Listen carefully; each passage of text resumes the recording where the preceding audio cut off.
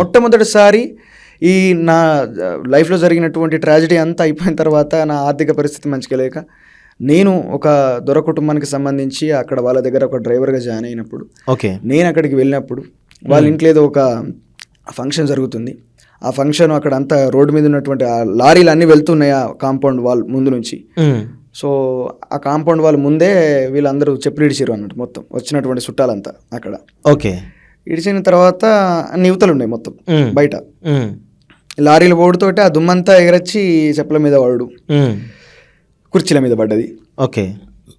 Engagement చేసుకునే వ్యక్తి వాళ్ళు ఒక గుడ్డ నా ముఖాన్ని ఇసిరేసి ఆ చెప్పులన్నీ తుడిచి కాంపౌండ్ యువతల పెట్టు, మన కుర్చీలన్నీ తుడిచి మీద పెట్టు, బంగ్ల మీద పెట్టు, ఇవన్నీ చెప్పిండు. నేను చాలా ఇబ్బంది పడుకుంటా చాలా దుఃఖపడుకుంటా చేసిన పని. చేసిన తర్వాత ఇంత అహంకారం ఎందుకు వీళ్ళకు అని చెప్పని అనుకున్నప్పుడు దొరలు కదా అట్లే ఉంటుంది. మా పక్కన డ్రైవర్లో చెప్పుడు దొరలే మరి వాళ్ళు వాళ్ళ లెక్కలు గట్లే ఉంటాయి, ఫీల్ కావద్దు. ఇక్కడ వచ్చిన పని చేయమంటే ఏ పని ఉంటే ఆ పని చేసేయాలి గంతే, డ్రైవర్ పని కాదు ఏ పని చేసేయాలి గంతే. ఇక మనం పాలేర్లమే అనుకో అంటే వాళ్ళు చెప్పుడు కూడా ఎట్లా అంటే వాళ్ళు అట్లా యాక్సెప్ట్ చేసుకున్నారు. నేను డ్రైవర్నే అనుకున్నా ఓన్లీ. వాళ్ళేమో గట్ల చేసే వరకు సరే ఏం చేస్తాను తీగ కర్మ అట్లా ఏడ్చిందని చెప్పి అప్పుడు అనుకుని చేసిన. కాకపోతే నాకు ఎందుకు ఏడపస్తుంది అంటే అంతకు ముందు రోజే నేను వెంకటేశ్వర స్వామి బ్రహ్మోత్సవాల పాట పాడి అక్కడ లోకల్ ఎమ్మెల్యే తోటి ఒక పెద్ద షీల్డ్ ఘన సన్మానం ఇదంతా జరిగేది అంతా గుర్తుకొస్తుంది.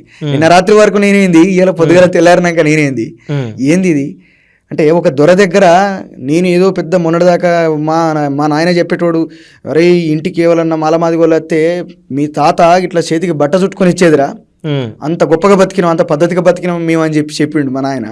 నేను అది పట్టుకొని అబ్బా గంత ల్యాండ్ లార్డ్స్ లెక్క బతికినాం మేము అని చెప్పి నేను అనుకుంటే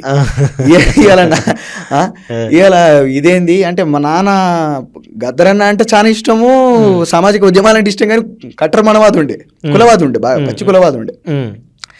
ఇదేంది గిట్లా నేనే గింత ఎదుర్కొన్నా అంటే మరి విశ్వకర్మలలో పుట్టి మామూలు పురోహితం చేసేటోళ్ళు ఉన్నారు, గుళ్ళల అర్చకులు ఉన్నోళ్ళు ఉన్నారు. మేమే గింత ఎదుర్కొన్న తర్వాత ఇంకా ఈ సామాజికంగా ఈ సమాజం భావించేటటువంటి నిమ్న కులాల లోపల ఉన్నటువంటి వ్యక్తుల సంగతి ఏంది, ఆ కుటుంబాలు ఎంత వివక్షను ఎదుర్కొంటానే. చేసి ఇది కాదు అసలు ముచ్చట. ఇదివరదాకా నా దోస్తులందరూ నా పక్కకున్న మిత్రులు అందరూ చెప్తా అంటే నేను తప్పు అనుకున్నా, కానీ నాకే ఎదురైందన్నప్పుడు నేను అక్కడి నుంచి రియలైజ్ కాకపోతే ఎందుకన్నా నేను వివక్షను ఎదుర్కొన్న చాలా మంది కూడా ఇప్పుడున్న చాలా మంది క్వశ్చన్ చేస్తుంటారు, దళితులను కానీ ఇటు లంబాడాలను కానీ, అసలు మీకు రిజర్వేషన్ ఎందుకు, ఇప్పటికీ ఇంకా సమానత్వం ఉంది కదా, ఇంకా వివక్షత లేదు కదా, అప్పుడంటూ ఉండే ఇప్పుడంటే లేదు కదా అని చాలా మంది నాతో చెప్తుంటారు. సో మిమ్మల్ని చూస్తుంటే మీకు ఏ జరిగిందా ఇన్సిడెంట్? 2019లో అంటే రీసెంట్గా. ఓకే, 7 సంవత్సరాల కింద. అంటే చాలా మంది అంటుంటారు ఇంకా ఎక్కడి రిజర్వేషన్, ఇంకెక్కడిది అణచివేత, ఇంకెక్కడిది కులతత్వం అని చాలా మంది అంటుంటారు. నేను ఒక విషయం ఎన్నో సందర్భం ఈ రాటికి వింటా. ఒక సందర్భం చెప్తా. మా ఊర్లో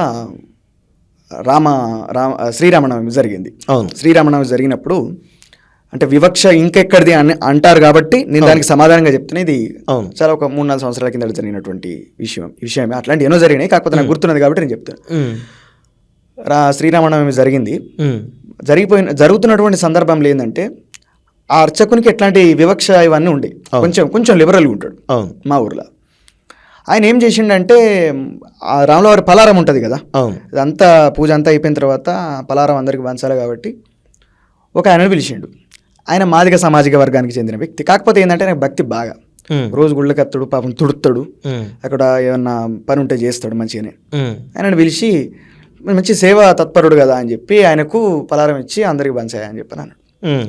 ఆయన పంచిండు. పంచిన తర్వాత కొంతమంది వ్యక్తులు తీసుకోలే వాళ్ళు అది పాయింట్అవుట్ చేసి పెట్టుకున్నారు, మనసులో పెట్టుకున్నారు, అంతే, తీసుకోలే. అంతా కార్యక్రమం అంతా అయిపోయింది. తలవాళ్ళు ఇచ్చిరు, అందరికి భోజనాలు పెట్టిరు, అందరం మంచిగా తిన్నాం, అంతా అయిపోయింది. ఎవరి ఇంటికి అలా వెళ్ళిపోయినాం. ఈ అర్చకుని ఇల్లు మా పక్క పొంటే, మా ఇంటి పక్క పొంటే. మా ఇంటి వెనక పోతే ఆయన ఇంట్లో ఏం జరుగుతుంది అనేది మాకు వినబడుతుంది.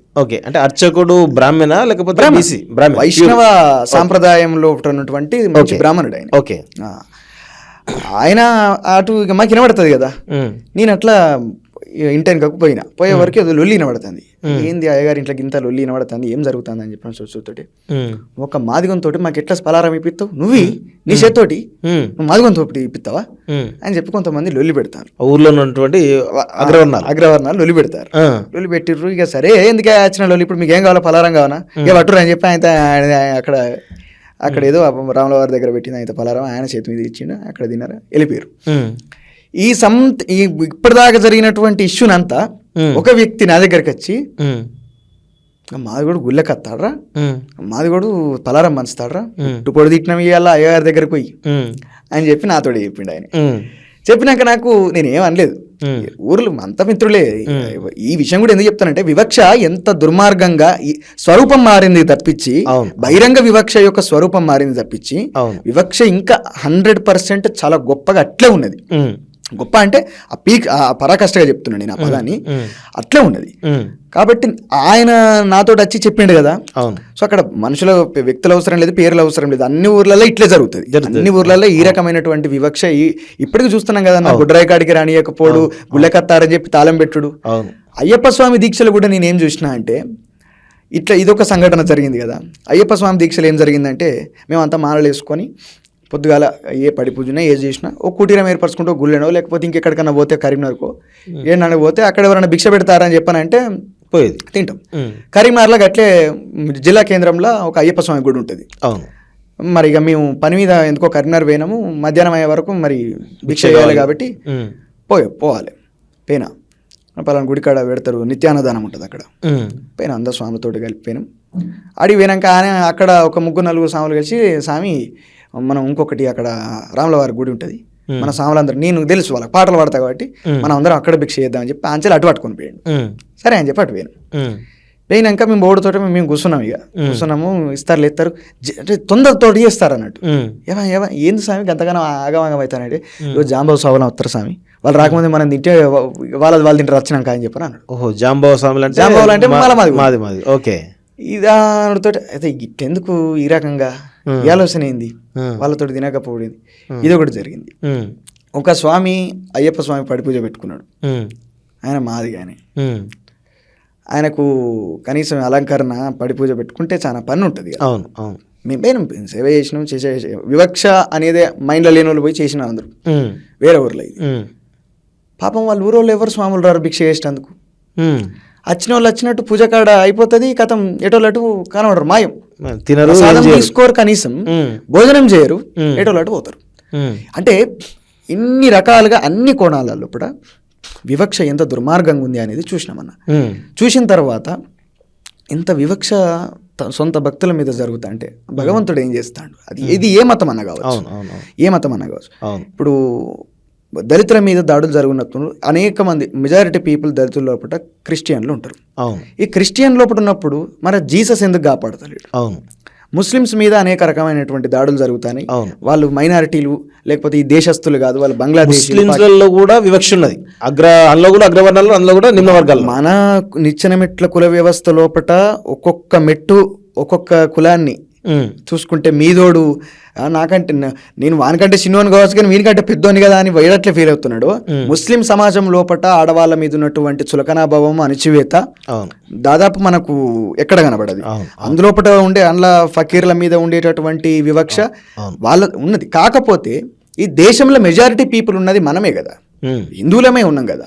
మరి అందులో వివక్ష ఉన్నప్పుడు మనల్ని మనం సంస్కరించుకోనంతసేపు మన మతంలో ఇప్పుడు శంకరాచార్యుడు, రామానుజాచార్యుడు వీళ్ళందరూ శాస్త్ర విరుద్ధంగానే ప్రవర్తించినట్టే కదా వాళ్ళు.